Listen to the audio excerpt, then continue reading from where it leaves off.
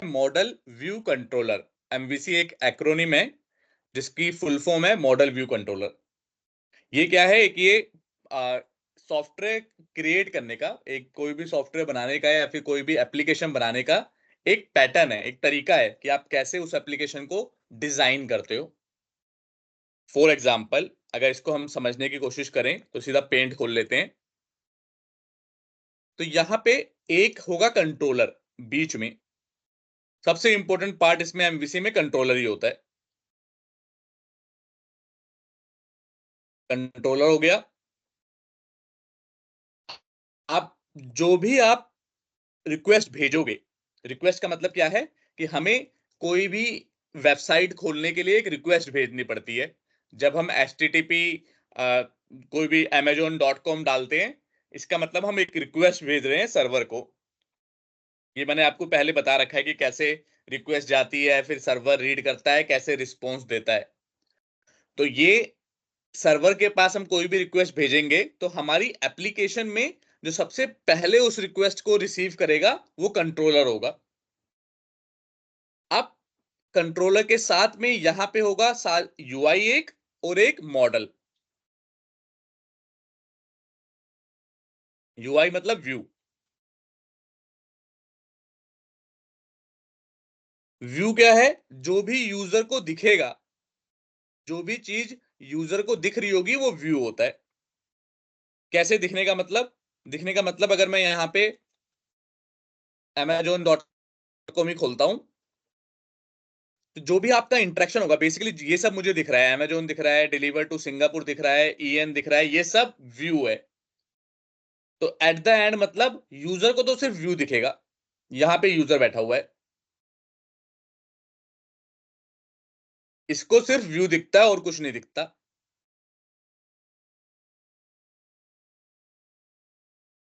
लेकिन यूजर को दिखने से क्या मतलब है? अगर आप ऊपर टाइप करोगे, कोई भी ब्राउजर में यूआरएल टाइप करोगे, तो वो पहले कंट्रोलर पे जाएगा।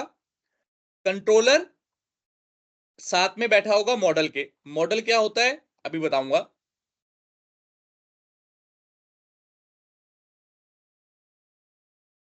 मॉडल आपका स्ट्रक्चर है। जैसे आप जब टेबल बनाते थे एम्प्लॉय का, तो क्या बनाते थे? आईडी हो गया, उसमें नेम हो गया, सैलरी हो गया। तो जो मॉडल है, मॉडल यही स्ट्रक्चर है। अब आपको ये टेबल में ना बना के एक क्लास में बनाना होगा, और ये आईडी नेम सैलरी उसकी प्रॉपर्टी हो जाएगी, उस पर्टिकुलर क्लास की प्रॉपर्टी हो जाएगी। तो ये मॉडल है। मतलब एक स्ट्रक्चर। कंट्रोलर क्या है? जो सब कुछ कंट्रोल करेगा। ये बेसिकली रिक्वेस्ट आती है कंट्रोलर के पास। कंट्रोलर देखता है भाई इसके नाम का कोई मॉडल है। यहां से ऐसे बना देता हूं। कंट्रोलर चेक करता है कि जो भी रिक्वेस्ट आ रही है उससे रिलेटेड कोई मॉडल पड़ा हुआ है हमारे पास। तो कहता है हाँ मॉडल पड़ा है। तो मॉडल को उठाता है, पहले मॉडल के पास जाएगा। अब मॉडल को उठाएगा, उस मॉडल के अंदर डाटा भरेगा। जैसे टेबल के पास ये कॉलम होते हैं, कॉलम के अंदर रोज होती हैं, बहुत सारा डाटा होता है। तो उस मॉडल के अंदर डाटा भरेगा और डाटा वापस कंट्रोलर अपने पास ले लेगा। वापस कंट्रोलर के पास आ गया। अब कंट्रोलर उस डाटा को सेंड कर देगा व्यू के पास। व्यू के पास उसने सेंड कर दिया। तो व्यू है, वो यूआई है, वो यूजर को दिख जाएगा। तो इस तरह से एमवीसी का पूरा स्ट्रक्चर बना होता है। पहली रिक्वेस्ट जो भी आएगी वो हिट किसको करेगी? कंट्रोलर को। यहां पे हिट रिक्वेस्ट आई, उसने कंट्रोलर को हिट किया।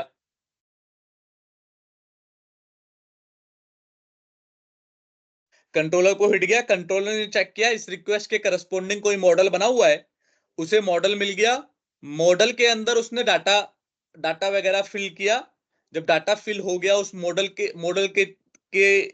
ऊपर, या फिर मॉडल के स्ट्रक्चर में वो डाटा उसको मिल गया। फिर उसने वो डाटा पकड़ा दिया व्यू को, और यूजर ने उस व्यू को देख लिया, और जो भी बेसिकली रिक्वायरमेंट थी यूजर की वो फुलफिल हो गई। क्या मोटा मोटा समझ में आ रहा है कि कैसे काम होगा? Yes sir. जैसे आपके घर में कभी भी कोई आपके घर में एक मुखिया होता है, जैसे आपके पापा या फिर मम्मी में से कोई एक मुखिया होगा, आपके पेरेंट। तो कोई भी घर में काम करना होता है, कोई बड़ा फंक्शन होता है, तो आपके पापा मम्मी सारी रिस्पॉन्सिबिलिटी पहले अपने ऊपर लेते हैं। देन वो असाइन करते हैं आपके कजन्स को या फिर अपने बच्चों में आपके भाई बहनों को थोड़ी थोड़ी रिस्पॉन्सिबिलिटी सेट कर देते हैं, और एट द एंड आपके पूरे घर का वो फंक्शन कंप्लीट होता है। ठीक उसी प्रकार से कंट्रोलर घर का मुखिया है, मम्मी पापा है कंट्रोलर। वो मॉडल देखेगा, मॉडल में स्ट्रक्चर बिल्कुल मेंटेन करेगा। स्ट्रक्चर मैं कैसे क्यों बोल रहा हूं, जैसे मैंने बताया ना, जैसे हर एक जो भी प्रॉब्लम आएगी या फिर जो भी रिक्वेस्ट होगी, वो कुछ स्ट्रक्चर टाइप में इंफॉर्मेशन चाहती होगी। जैसे समझने के लिए एक बार इसे देखते हैं। जैसे इस पेज में अगर मैं डाल दूं कि मुझे पैंट ढूंढनी है, मैंने पैंट सर्च किया, अब इतनी सारी पैंट आ गई।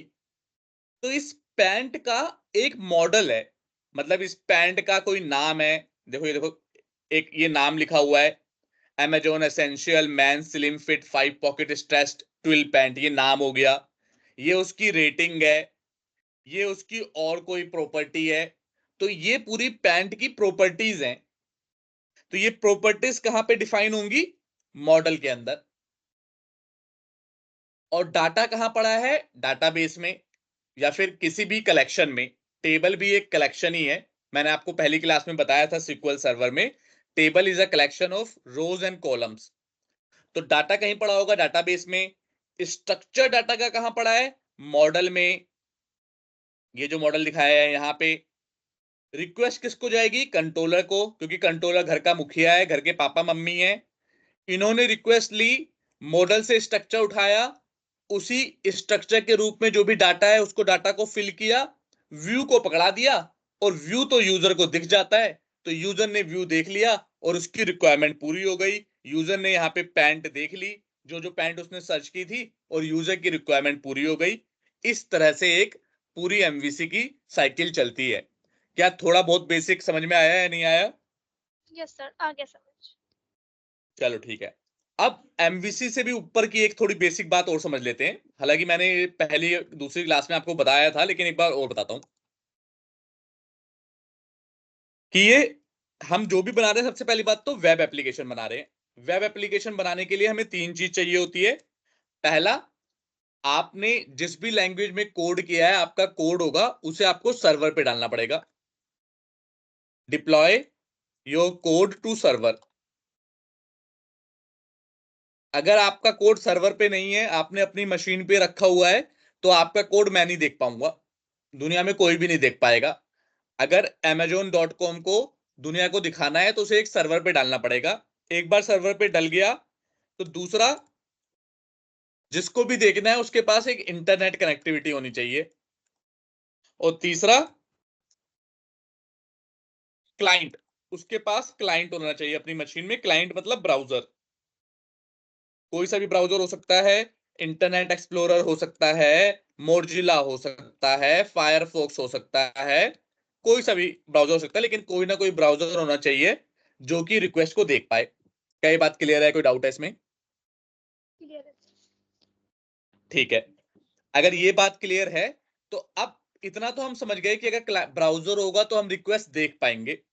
लेकिन ब्राउजर रिक्वेस्ट भेजता कैसे है? तो ब्राउजर क्या कहता है, जैसे www.amazon एक बेसिकली प्रोटोकॉल का इस्तेमाल करता है। प्रोटोकॉल क्या होता है कि कुछ सेट ऑफ इंस्ट्रक्शन को प्रोटोकॉल कहते हैं। कहते नहीं मोदी जी आ रहे हैं भाई, ये प्रोटोकॉल फॉलो करना है। Yes sir. तो प्रोटोकॉल क्या है? Set of instruction. तो जो ये ब्राउजर, क्योंकि ब्राउजर ऐसे थोड़ा ना बोलेगा कि भाई कि मुझे ये amazon.com में ढूंढ के दे दो ये पेज।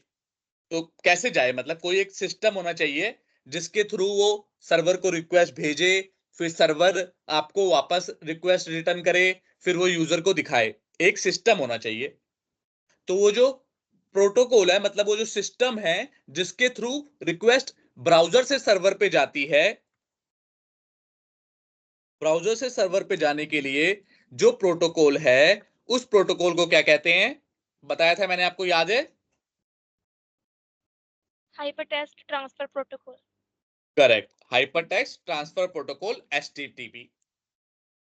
कि भाई ब्राउजर आपके पास तो है, लेकिन मैंने ब्राउजर खोल दिया, लो खोल दिया, खोल के कुछ सुना, मुझे वेबसाइट दिख जाएगी। मुझे कोई एक तरीका होना चाहिए जिसके थ्रू मैं इसको सर्वर तक रिक्वेस्ट भेज पाऊं। तो वो क्या है? एचटीटीपी। सारी रिक्वेस्ट के आगे आप एचटीटीपी ऐसे देखते होगे, एचटीटीपी या एचटीटीपीएस, यस सर। और उसी के थ्रू आप रिक्वेस्ट भेजते हो, रिक्वेस्ट जाती है सर्वर पे, सर्वर अपना काम करता है। बहुत सारे तरीके हैं एप्लीकेशन बिल्ड करने के, उनमें से एक तरीका तो एमवीसी मैंने आपको बताया, और भी तरीके होते हैं। हमें ये नहीं सोचना कि सारी वेब एप्लीकेशन हमारे एमवीसी वाले तरीके से ही बनेंगी, एक है उनमें से।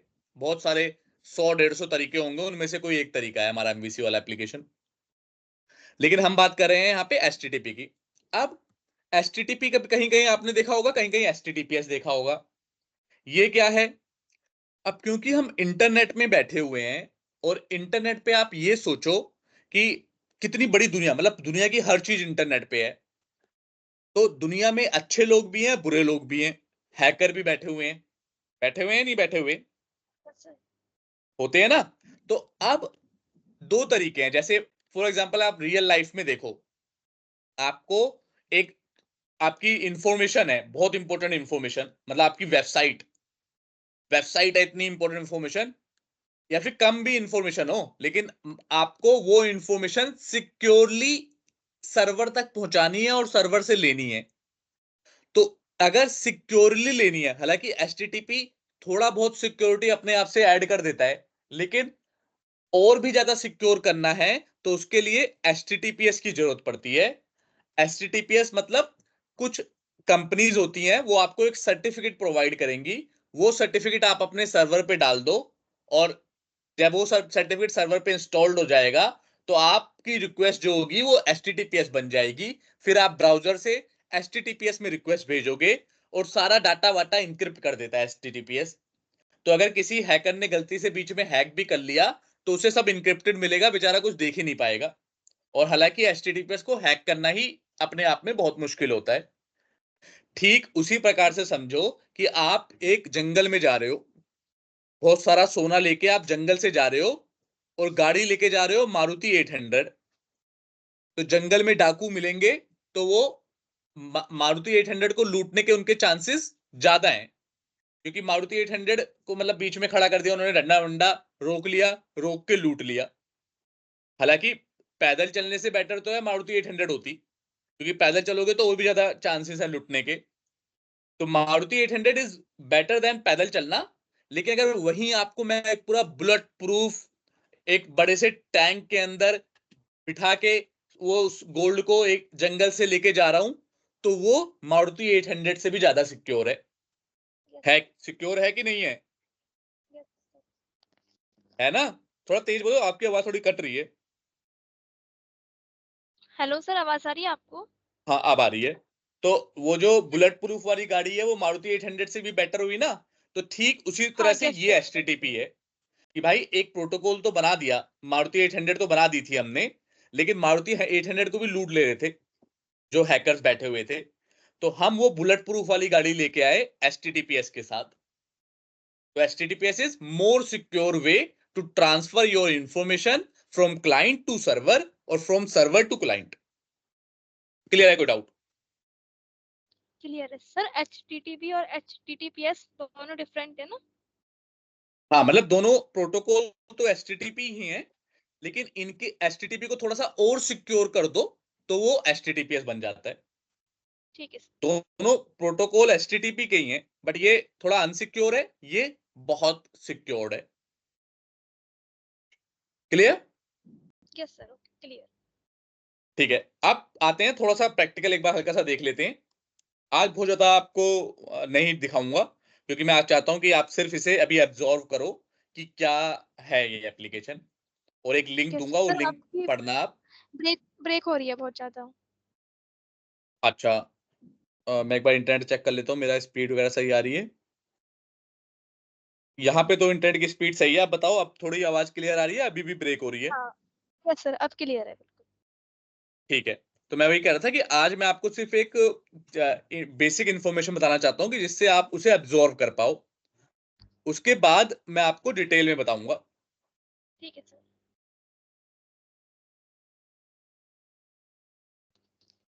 तो मैंने खोला अपना विजुअल स्टूडियो। कैसे बनाएंगे हम एमवीसी एप्लीकेशन? वही अपना क्रिएट अ न्यू प्रोजेक्ट करना है, यहां पे क्लिक करना है। अब न्यू प्रोजेक्ट में क्या ढूंढना है हमें? .NET कोर एमवीसी, खाली .NET कोर ढूंढो।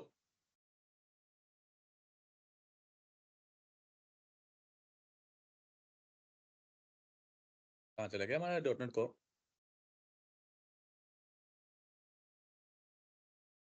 अच्छा, एमवीसी करके ढूंढ लेना। एमवीसी सर्च करोगे तो ये बहुत सारे प्रोजेक्ट आ जाएंगे MVC, जो एमवीसी वाले पैटर्न को यूज करके बने हुए हैं, ऐसे बहुत सारे प्रोजेक्ट आ जाएंगे। वेब एपीआई आ जाएगा, वेब एपीआई भी मैं आपको पढ़ाऊंगा बाद में। अब पर हमें कौन सा देखना है? देखो F# वाले भी हैं, F# वाले भी हैं, लेकिन हमें C# वाला देखना है। Yes. ASP.NET core web application, जिसके ब्रैकेट में एमवीसी मॉडल व्यू कंट्रोलर हो, उसे सेलेक्ट कर लेना है। नेक्स्ट पे क्लिक करना है। वही जो हम काम करते आए हैं, अपनी एप्लीकेशन का नाम दो कुछ। मैं दे देता हूं IT एक्सपर्ट्स एरा, आपका नवंबर का बैच है, नवंबर 2023 एमवीसी लिख देता हूं। ये हमारा प्रोजेक्ट हो जाएगा। सॉल्यूशन नेम हमें सेम रखना है, आपका मन है चेंज भी कर सकते हो, लेकिन अभी हम चेंज नहीं कर रहे। नेक्स्ट कर देना है। अब वो पूछेगा फ्रेमवर्क, तो फ्रेमवर्क हमें अपने वाला ही सेम यूज करना है। ऑथेंटिकेशन टाइप, ऑथेंटिकेशन होता है कि भाई आपकी एप्लीकेशन को कौन एक्सेस कर पाए, कौन ना कर पाए। अभी हमें कोई ऑथेंटिकेशन नहीं करना, हम चाहते हैं सब कोई एक्सेस कर ले, तो यहाँ पे नन कर देंगे। अब ये पूछ रहा है क्या भाई HTTPS कॉन्फ़िगर कर दूं, कि मतलब HTTPS आप यूज करोगे? अभी के लिए हम HTTPS वगैरह यूज नहीं करेंगे, तो अभी हम इसे अनचेक कर देंगे। अब वो पूछ रहा है इनेबल डोकर, एक डोकर भी एक टेक्नोलॉजी है, अभी उसको आपको समझने की जरूरत नहीं है। वो पूछ रहा है इसे इनेबल करूं, हमें नहीं करवाना अभी।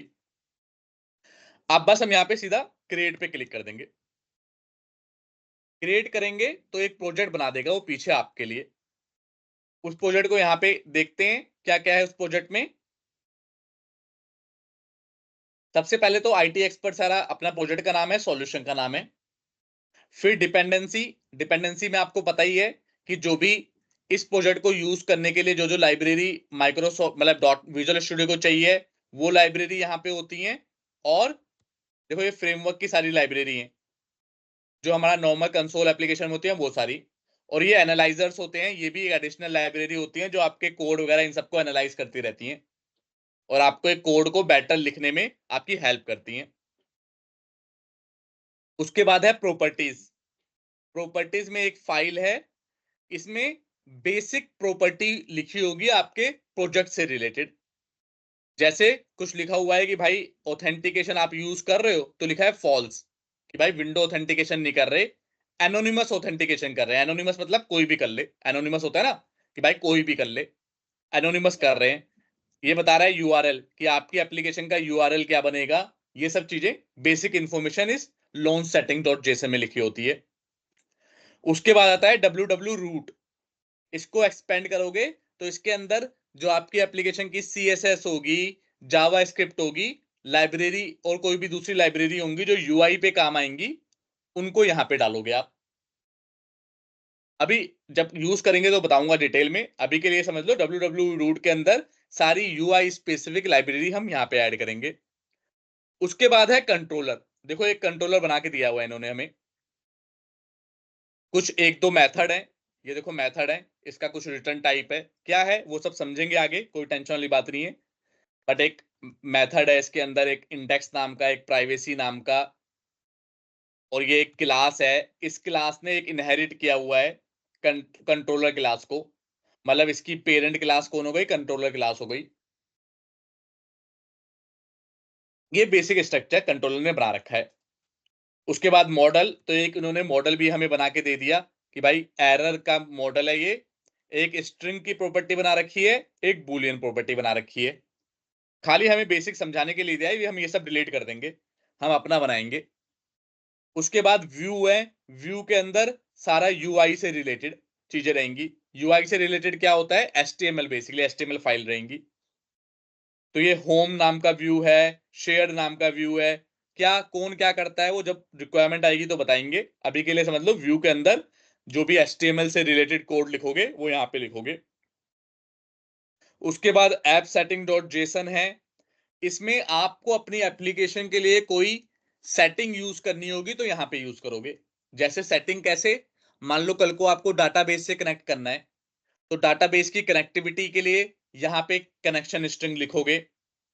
आपको अपनी एप्लीकेशन में एरर वैरर कहीं पे सेव करवानी है, लॉग उसे बोलते हैं, लॉग करानी है, एरर लॉगिंग करनी है, तो लॉगिंग की इंफॉर्मेशन यहां पे लिखोगे। इस तरह से आपको अपनी एप्लीकेशन में कोई सेटिंग की जरूरत होगी तो यहां पे यूज करोगे उसका। इसे बोलते हैं ऐप सेटिंग डॉट जेसन।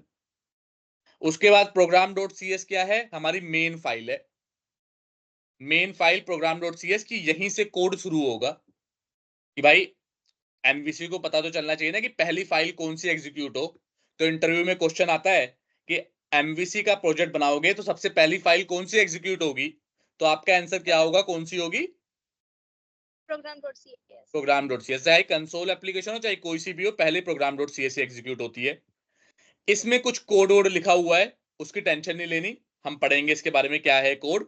फिलहाल के लिए ऑटोमेटिकली एक रन कर दो, जो इसने ऑटोमेटिकली हमें बना के दे रखा है वो खुल जाएगा। ये देखो खुल गया, और ये लिखा आ गया आईटी एक्सपर्ट सारा नवंबर 2023 एमवीसी होम प्राइवेसी वेलकम, ये सब फलाना ढिमकाना। ये चेक करेंगे कहां पे है, तो भाई यूआई पे तो जो भी होता है वो तो व्यू में होता है, तो ये मतलब ये सब कहीं व्यू में लिखा होगा। कौन से व्यू में लिखा होगा, तो एक तो शेयर्ड है एक होम है, तो होम वाले में लिखा होगा, उसके इंडेक्स में। ये देखो वेलकम लिखा हुआ है, यहां पे भी वेलकम लिखा हुआ है। और अभी इसके ज्यादा टेंशन नहीं लेनी, ये लिखा है खाली व्यू डाटा के अंदर होम पेज दिखा रखा है इन्होंने। लर्न अबाउट दिस ये सब लिखा हुआ है, लर्न अबाउट दिस ये सब लिखा हुआ है। तो मतलब ये इंडेक्स पेज हमें यहां पे दिख रहा है। अगर यहां पे कुछ चेंज कर दें हम, वेलकम टू आईटी एक्सपर्ट सैरा, अब रन करेंगे तो वहां पे भी चेंज आ जाएगा,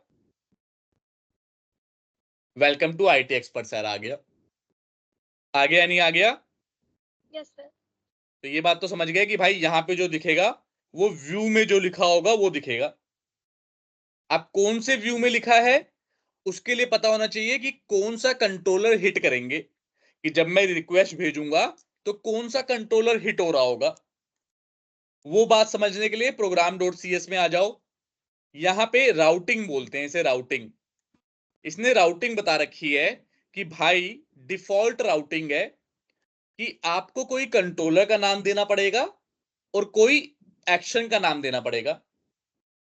अगर आप कुछ दोगे तब तो हम वो वाला कंट्रोलर खोल देंगे, और अगर नहीं दोगे तो कंट्रोलर को होम कंट्रोलर यूज करेंगे, और एक्शन इंडेक्स वाला, एक्शन मतलब होता है मेथड, कि होम कंट्रोलर का इंडेक्स मेथड कॉल करेंगे अगर आपने नाम नहीं दिया तो। और यहां पे देखो कोई नाम नहीं दिया मैंने, कोई नाम नहीं दिया, तो इन्होंने होम नाम का कंट्रोलर यूज किया और इंडेक्स नाम का मेथड यूज किया। उसके आगे आईडी है, आईडी के आगे क्वेश्चन मार्क लगा हुआ है, मतलब आईडी क्वेश्चन मार्क का मतलब है अगर दो तो भी सही है, नहीं दो तो भी सही है। बात समझ में आ रही है? यहां पे इन्होंने राउटिंग बना रखी है। राउटिंग का मतलब क्या होता है कि आपका जो यूआरएल कैसे डालोगे, कैसे हमारी एमवीसी को पता चलेगा कि कौन सा कंट्रोलर कॉल होगा, तो वो पता चलता है with the help of routing. और एक डिफॉल्ट राउटिंग इन्होंने हमें दे रखी है कि भाई आप कंट्रोलर डालो पहले, फिर इंडेक्स एक्शन डालो, एक्शन मतलब मेथड। अगर आपने कुछ नहीं डाला तो होम कंट्रोलर का इंडेक्स मेथड ये वाला कॉल करूंगा मैं, इसने ये बोला है। और शुरू में हमने कुछ भी नहीं डाला, सीधा एंटर मारा, तो ये देखो मैंने कहा था सबसे पहले कंट्रोलर आ जाएगा, ये कंट्रोलर कॉल हुआ। इस कंट्रोलर ने कुछ कहा क्या, कुछ भी नहीं किया, मॉडल वोडल से इंफॉर्मेशन नहीं ली, सीधा व्यू रिटर्न कर दिया। तो वो व्यू हमारा रिटर्न हो गया।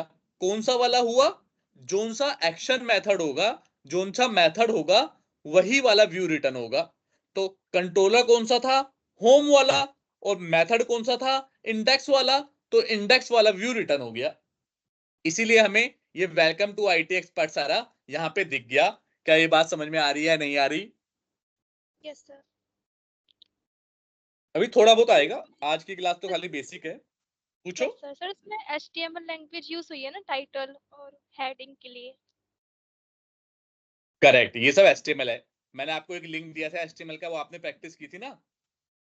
नहीं सर, लिंक आप तो नहीं दिया उसका आपने। इस्तेमाल आप चलो मैं दोबारा दे दूंगा, नहीं दिया तो मैं दे दूंगा। उससे यस उससे सर। आप HTML प्रैक्टिस कर लेना। और फिर वो HTML बड़ी सिंपल लैंग्वेज होती है। आपको थोड़ा बहुत HTML का आइडिया है या नहीं है? यस सर, आइडिया है, मैंने करी थी पहले। करेक्ट, तो ये डिव होता है, डिवीजन आता है। मैं आपको एक लिंक दूंगा, वो पढ़ लेना, 2 घंटे का वीडियो होगा मैक्सिमम। उसमें आपका पूरा बेसिक HTML कवर हो जाएगा। ठीक है सर। और कोई डाउट होगा तो मैं तो हूं ही बताने के लिए। तो यहाँ पे HTML का कोड लिखा हुआ है ये थोड़ा सा HTML का एक एडवांस वर्जन है। इसे बोलते हैं CSHTML। देखो, इस फाइल का डॉट का नाम क्या है? CSHTML।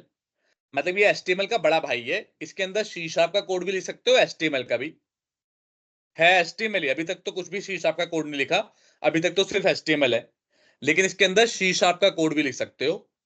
यहाँ पे थोड़ा सा कोड ये C# वाला है, बट वो आगे जब क्लास आएगी तो हम उसके बारे में और पढ़ेंगे। ठीक है बस आज मैं आपको और ज्यादा बता के ओवरवेलम नहीं करना चाहता, अभी इतना ही। आप इसे एब्जॉर्व करो, मेरी क्लास को 1-2 बार रिवाइज करना, एक लिंक दूंगा वो पढ़ना, HTML पढ़ना।